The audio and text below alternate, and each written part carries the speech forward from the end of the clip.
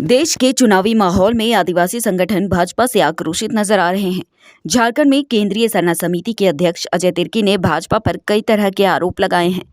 अजय तिर्की ने प्रधानमंत्री नरेंद्र मोदी के झारखंड दौरे पर कहा कि झारखंड में आदिवासियों की कई समस्याएं हैं, जिनकी मांग सालों से आदिवासी करते रहे हैं, लेकिन भाजपा हम आदिवासियों की समस्याओं का हल नहीं निकाल पाई है, जिससे बीजेपी से लोग आहत हैं। उन्होंने छत्तीसगढ़ का उदाहरण देते हुए कहा कि भाजपा हमारे जंगल को उद्योगपतियों के हाथों बेचना चाहती है। इससे उनकी मंशा साफ है कि हम आदिवासियों का पलायन करना चाहती है। इससे आदिवासी समाज बिल्कुल बर्दाश्त नहीं करेगी। झारखंड के मुद्दे पर भी उन्होंने कहा कि बीजेपी आरक्षण देना नहीं चाहती है और जो मिला है उसे भी समाप्त कर देना चाहती है। हमारा सरना धर्म कोड जो वर्षों से लंबित है, बीजेपी नहीं चाहती कि आदिवासियों को सरना धर्म कोड मिले। इसके साथ ही अजय तिर्की ने एक बड़ा आरोप लगाते हुए कहा कि अगर भाजपा इस बार सत्ता में आती है तो कहीं ना कहीं संविधान पर भी इसका खतरा नजर आ रहा है।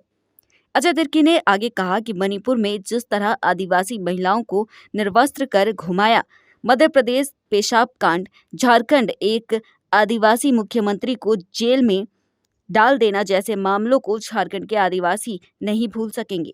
आदिवासी इस बार उनके बहकावे में नहीं आने वाले हैं। लोकतंत्र के इस पर्व में इस बार झारखंड से भाजपा एक भी सीट पर नहीं जीत पाएगी। रांची खुट्टी में और आपका गुमला भी गए थे।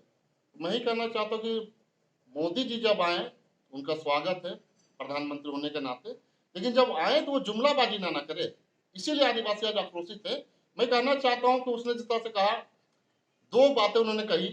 पहला बात कि आदिवासी मुझे आशीर्वाद दे, मैं जल जंगल जमीन की रक्षा करूंगा। दूसरी बात, ST SC OBC के आरक्षण कांग्रेस लूट के मुस्लिम को देगी। ये दोनों बातें मुझे पूरी तरह से आपत्ति है और मैं आपत्ति इसलिए जताना चाहता हूं कि जिस तरह से आप जानते हैं कि छत्तीसगढ़ में जैसे विधानसभा का जब चुनाव हुई थी और जैसे सरकार बनी छत्तीसगढ़ में, तो हसदेव जंगल को लूटने का काम बीजेपी के लोगों ने किया और जंगल को लूट करके सीधा सीधे कहें अडानी को देने का काम किया। वहां से आदिवासियों को खदेड़ के भगाया गया, लाखों पेड़ को काटा गया। तो ये लूटने वाली काम बीजेपी के लोग ही करते हैं। और जिस तरह से कहें कि ST SC OBC को आरक्षण लूट करके मुस्लिम को देना चाहती है, तो मुझे उससे भी बड़ी आपत्ति है कि ये जिस तरह से ये राजनीति करते हैं आपस में लड़ाने का, उससे मुझे काफी आक्रोशित है। और मैं ही नहीं, पूरे आदिवासी समाज इस पर आक्रोशित है। और आने वाले दिनों में बता देना चाहता हूं, ये जो वोट का जो चोट है, ये लोकतंत्र में जो सबसे बड़ा अधिकार मिला है, इस अधिकार का हम लोग उपयोग करेंगे और उपयोग के माध्यम से हम लोग बताएंगे इस बार कि बीजेपी का क्या हासिल होने वाला है। एक विषय में कह देना चाहता हूं कि झारखंड से जो 14 को सीट है लोकसभा का, एक भी सीट बीजेपी नहीं जीतेगी और हम लोग कांटे का टक्कर देंगे और भारी मतों से जीत के भी दिखाएंगे। प्रधानमंत्री जी ने जिससे कहा है, कर्नाटक में जिस तरह से कांग्रेस पार्टी ने आरक्षण दिया उसको लेकर कहा था, तो आप इसको कैसे देखते हैं? कर्नाटक का जो मुद्दा है, देखिए, सबसे पहला चीज तो आरक्षण तो है ही, यहाँ पर आरक्षण तो मिलना ही चाहिए। जो नीचे दबले कुचले लोग हैं उसको आरक्षण मिलना चाहिए ताकि वो अपने आर्थिक रूप से खड़ा हो सके समाज के स्तर पे। इसलिए उसको तो आपको मिलना ही चाहिए आरक्षण। और मैं कहना चाहता हूं कि जिस तरह से मोदी जी का जो बयान है, मैं फिर से पुनः कहना चाहता हूं, अगर आप देखेंगे तो चाहे मणिपुर की मामला हो या फिर आपका छत्तीसगढ़ के मामला हो या फिर मध्य प्रदेश का मामला हो, मध्य प्रदेश आप देखा होगा विधायक जो प्रतिनिधि है जो बीजेपी के, उसके द्वारा पेशाब किया जाता है। मणिपुर में आदिवासियों को नंगे घुमाया जाता है और अब छत्तीसगढ़ में जंगल काटा जाता है।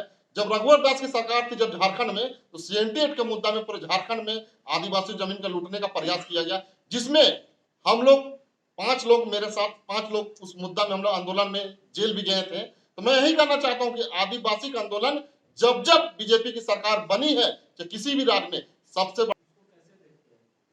देखिए, मैं साफ तौर से ही कहना चाहता हूं कि बाबूलाल हो या नरेंद्र मोदी जी हो, चाहे अमित शाह हो, कोई भी हो, बीजेपी कभी भी आरक्षण का फेवर में नहीं रहा है, आरक्षण के खिलाफ नहीं रहा है। और आने वाले दिन में आप देखिएगा तो संविधान को भी खतरा है। और जिस तरह से जब यहाँ पर आए तो अब 10 साल में क्या काम किए उसको लेकर कभी भी चर्चा नहीं की, उस पर लेकर कभी वोट नहीं मांगे, महंगाई पे बात नहीं की, शिक्षा पे बात नहीं की, रोजगार पे बात नहीं, किसान पे बात नहीं की, जवान पे बात नहीं की।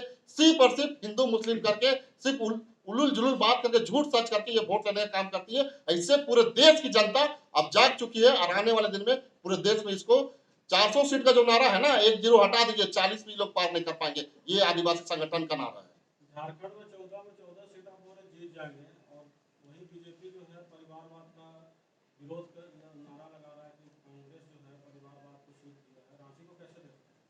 देखिए, सबसे पहले बात परिवार की अगर बात करते हैं तो ये छुपा हुआ किसी से नहीं है कि बीजेपी के लोग कितने लोगों को अपने परिवार के लोगों को जगह दिया है। अगर हम अमित शाह की बात करें तो उनके जो बेटा है आज बीसीसीआई के चेयरमैन है, ठीक है ना।